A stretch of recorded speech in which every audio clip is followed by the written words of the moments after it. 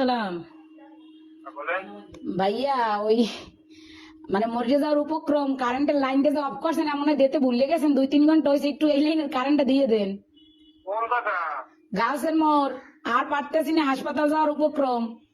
কোন জায়গা? গার্লস স্কুলের মোড়। কাজী স্কুলের মোড়। হ ভাই, 2.5 ঘন্টা ধরে বই রয়েছে, আর পারতেছি না, দেন দি ভুলে মনে হয় আর সুইচ উঠাইতে মন নাই আম্মে গো।